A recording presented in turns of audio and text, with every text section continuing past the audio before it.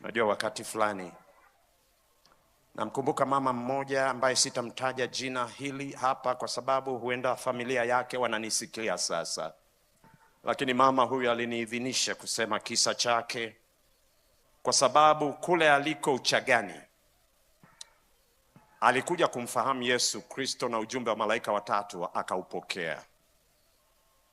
Alipoupokea yule mama akakataa ya kwamba hatapika mbege tena, akakataa ya kwamba hatapika siku ya Sabato na hatafanya kazi siku ya Sabato. Mme wake alimtesa sana sana sana, tena hata akamtishia kumkata na upanga. Kilichofikisha hasira kufikia kilele cha mapanga ni hiki: ile imani ya mama yake alivyosimama imara katikati ya mateso makali yaliyokuwa yakiendelea, yakasababisha mabinti wa yule mama wakataka kujua kwa mama hiki kitu ni nini. Mama akamweleza huyo Yesu aliyempata.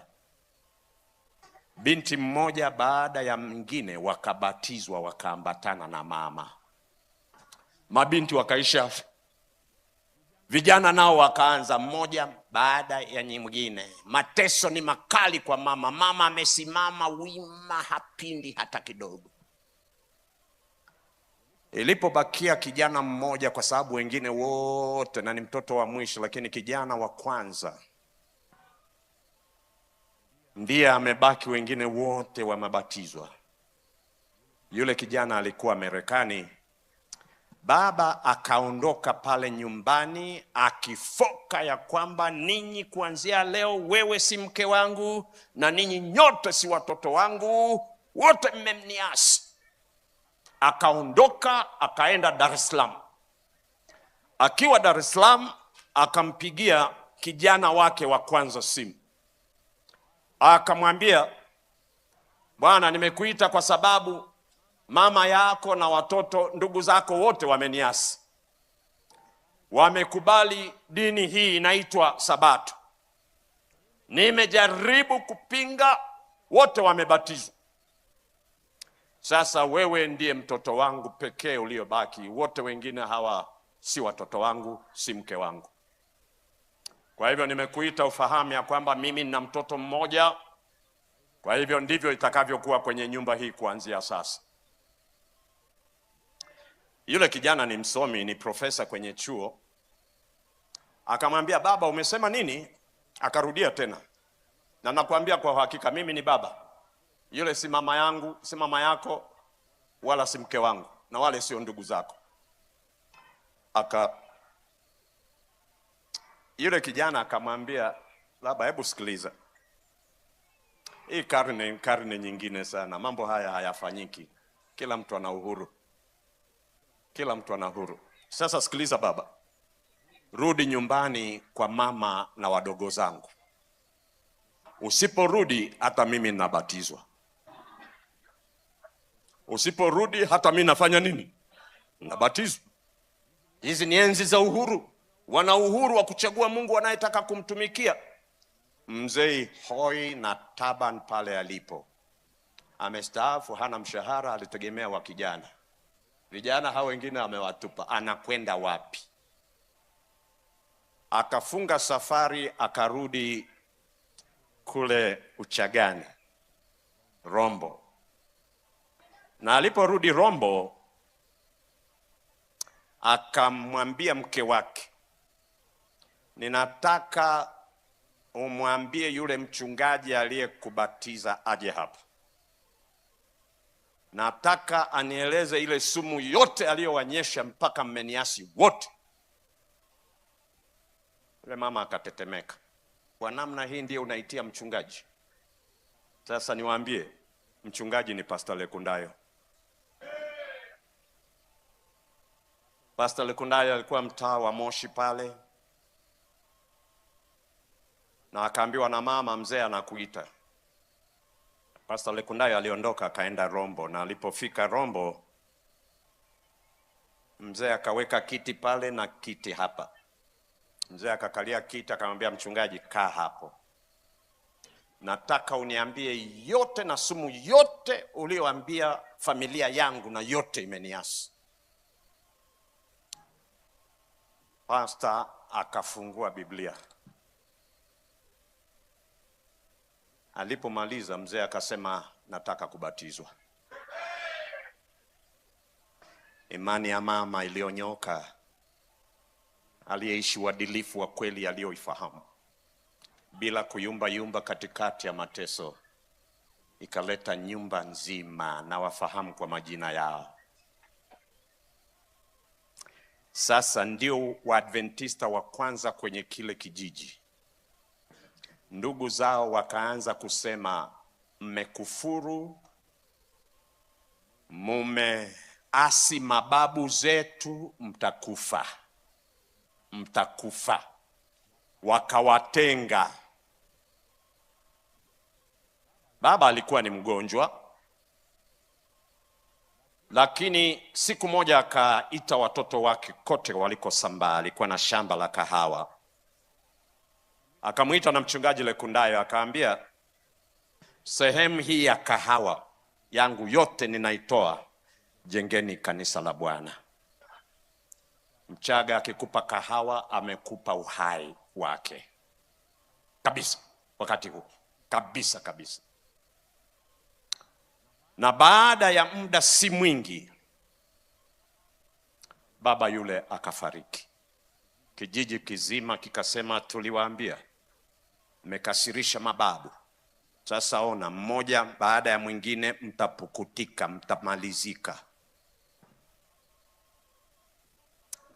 Wao wakaendelea na imani yao mpya kwa furaha, na ilileta amani katika maisha yao. Vitisho hivi havikutingisha hata mfupa. Yule baba akafariki. Na alipofariki, nilikuwa ofisini. Nilipopata habari tu, mchungaji aliponipigia picha, nikasema, shetani atajitukuza hapa na hatutampa nafasi. Nikaambia wenzangu pale Same ofisini, ofisi nzima, funga ofisi, wote tunakwenda kwenye mazishi.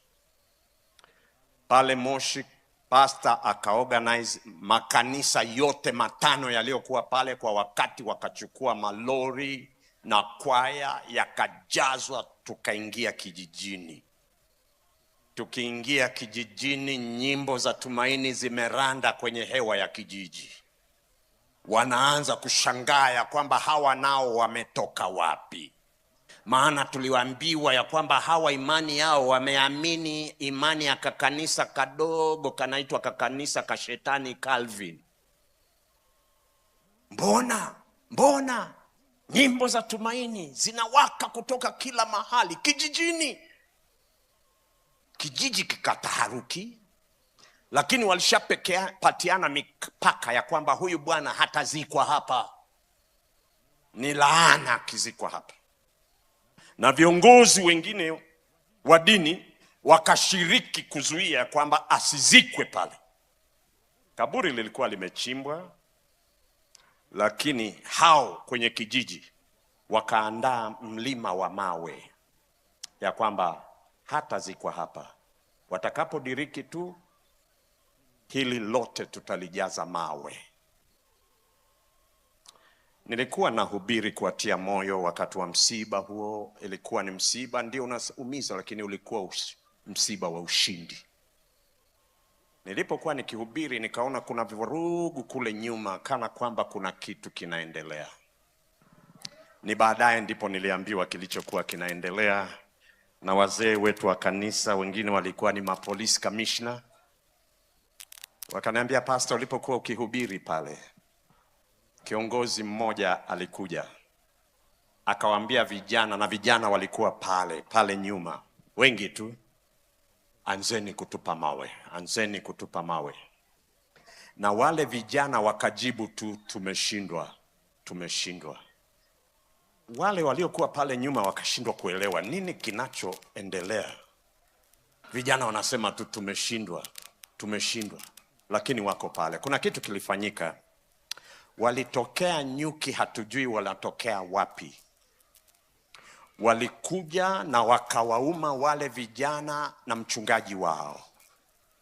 hakuna aliyehudhuria mazishi yale hata mmoja aliyeguswa. Bwana atakulinda. Bwana atakulinda. Nataka niwaambie, kwenye kijiji kile haikuchukua muda 36 wakabatizwa.